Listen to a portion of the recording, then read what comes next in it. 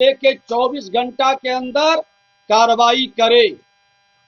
Police की गैर जिम्मेदारी और लापरवाही का खामियाजा खनन विभाग कभी नहीं स्वीकारेगा। ये थाना प्रभारी की लापरवाही किसी भी कीमत पर स्वीकार नहीं होगी। ये अवैध खनन ओवरलोडिंग आप बंद करें, नहीं तो बड़ी कार्रवाई आप पर होगी। हर हाल में एक्शन होगा। राजस्व का गड़बड़ी करने वाले बचेंगे नहीं। हमारा ये टोल फ्री नंबर आज भी जारी है 0612215360। 3-4 महीने के बाद प्रेस मीडिया के सामने अपने विभाग की पहल और नीति, सरकार के संकल्प को फिर से एक बार बताना चाहेंगे कि हमारा विभाग जो हम लोग निर्णय लिए थे अवैध खनन को जड़ से मिटाने का और जन भागीदारी को बढ़ाने का, कल ही हमने पटना के जिलाधिकारी, पटना के एसएसपी, हमारे विभाग के पदाधिकारी, डायरेक्टर सभी के साथ हम बैठे थे और कल हमने निर्देश दिया कि ये लोगों की थोड़ी सी फिर मानसिकता जो अवैध खनन की ओर खास करके ट्रैक्टर के द्वारा होता है उस पर सख्ती होनी चाहिए। पूरी मॉनिटरिंग विभाग के द्वारा किया गया। हमारे सेक्रेटरी और डायरेक्टर भी कल पूरी तरह से सजगता के साथ डीएम और पटना एसपी दोनों के नेतृत्व में संयुक्त बैठक कर छानबीन कर त्वरित कार्रवाई का निर्देश दिया। उसका असर रात लगभग 1:30 बजे जिला प्रशासन और विभाग के अधिकारियों के संयुक्त टीम ने सघन छापेमारी की। इस क्रम में पाटलिपुत्र रेल परिसर के पास बालू मंडी बनाकर अवैध बालू बिक्री करते हुए पाया गया। वहां अवैध बिक्री में जुटे 28 ट्रैक्टर को टोली सहित जब्त किया गया। उक्त सभी वाहनों के मालिक के विरुद्ध दीघा थाने में एफआईआर भी किया गया है और एफआईआर की कॉपी भी उपलब्ध है।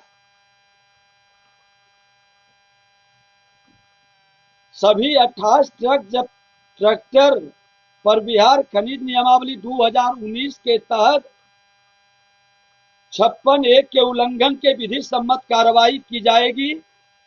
नियमावली के नियम 56(2) में अवैध खनन, परिवहन और बिक्री के लिए दंड और वसूली का भी प्रावधान है।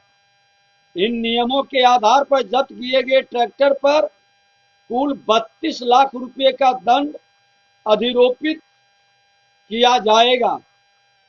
भोजपुर जिले के चांदी थाने में भी ऐसा ही एक सघन छापेमारी अभियान चलाया गया विभाग की ओर से, जिसमें अवैध बालू बिक्री में संलिप्त 9 ट्रैक्टर टोली को सीज कर एफआईआर दर्ज किया गया। विभाग के मंत्री के रूप में हमने कई बार स्पष्ट कर चुके हैं, सरकार की नीति और नीयत साफ है। अवैध खनन किसी भी कीमत पर बर्दाश्त नहीं किया जाएगा और जिस थाने क्षेत्र के अंदर ये गाड़ी पकड़ाई है हमारे विभाग का जो इंस्पेक्टर है खनन विभाग का, उसका स्पष्टीकरण लेकर के उस पर हम कार्रवाई करेंगे और पुलिस विभाग भी उस थाने से स्पष्टीकरण लेके 24 घंटा के अंदर कार्रवाई करे। पुलिस की गैर जिम्मेदारी और लापरवाही का खामियाजा खनन विभाग कभी नहीं स्वीकारेगा। जिस थाना क्षेत्र के अंदर बालू का ट्रैक्टर गुजरता है वहां सभी थाने में सीसीटीवी कैमरा लगा है। सारे सीसीटीवी कैमरा को निकालने का हमने डीएम और एसएसपी को या संबंधित जिला के एसपी डीएम को हमने निर्देश दिया है कि उस थाना से गुजर रहा वहां का थाना प्रभारी क्या कर रहा है। ये थाना प्रभारी की लापरवाही किसी भी कीमत पर स्वीकार नहीं होगी। बिहार के माननीय मुख्यमंत्री कानून का राज स्थापित करने का साफ निर्देश दिए हैं और हम कथनी करनी एक करते हैं, जमीन पर एक्शन कर करके हमारे विभाग के लोग दिखाएंगे। जिनकी लापरवाही नजर आएगी कोई मर्सी उनके साथ नहीं होगा। आज 15 अक्टूबर से फिर से बालू खनन की गतिविधि शुरू हुई है।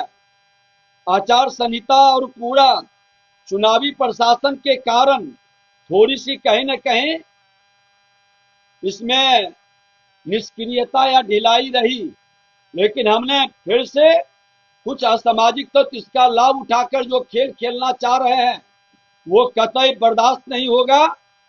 और सामाजिक और आपराधिक तत्वों से साफ तौर पर कहना चाहेंगे कि अवैध खनन ओवरलोडिंग आप बंद करें, नहीं तो बड़ी कार्रवाई आप पर होगी।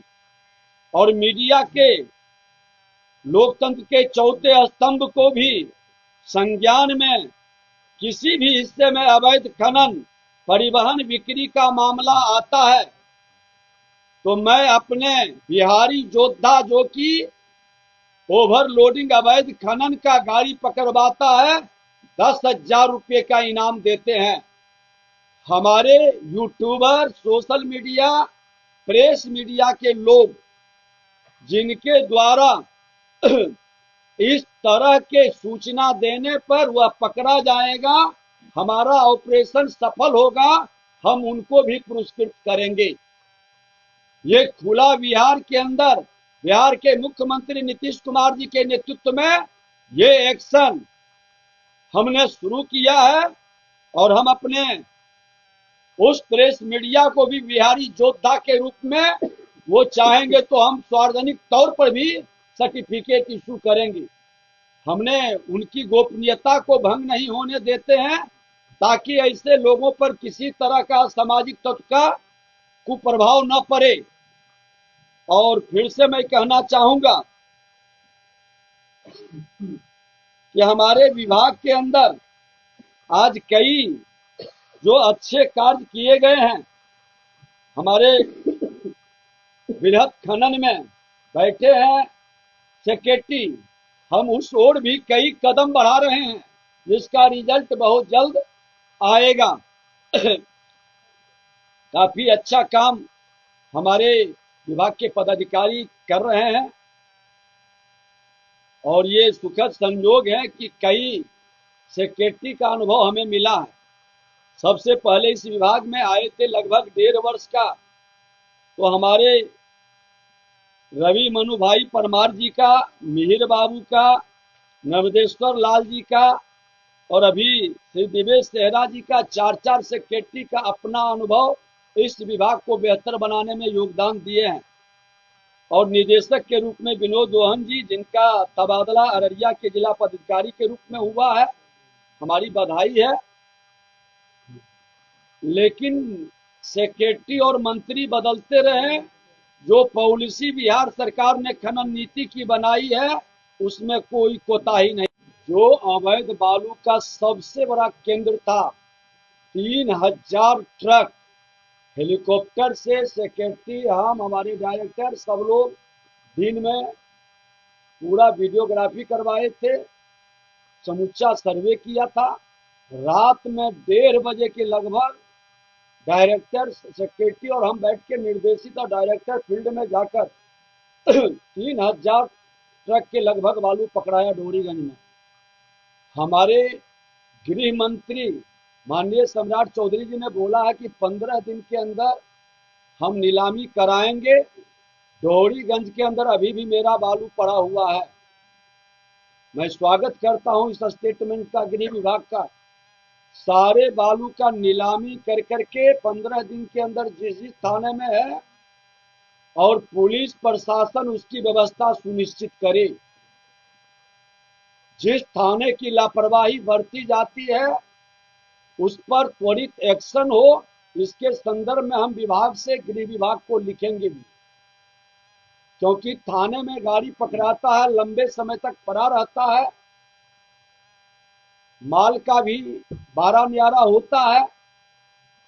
तो ये बड़ी चौकसी गृह विभाग, पुलिस विभाग के साथ पूरा सपोर्ट मिलने पर खनन विभाग बेहतर रिजल्ट देने के लिए तैयार बैठी है।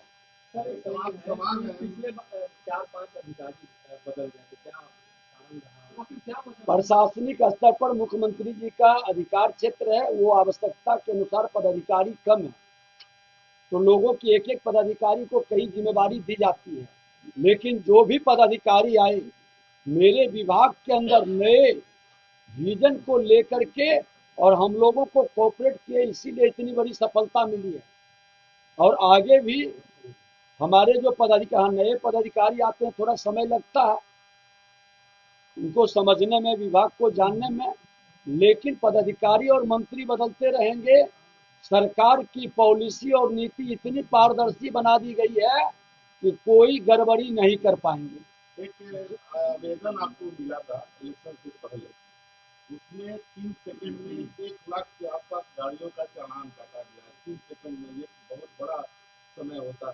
आपने कार्रवाई भी करने का निर्देश दिया था, एक जांच कमेटी भी बनाई थी, लेकिन वो जांच कमेटी का रिपोर्ट अभी तक नहीं है।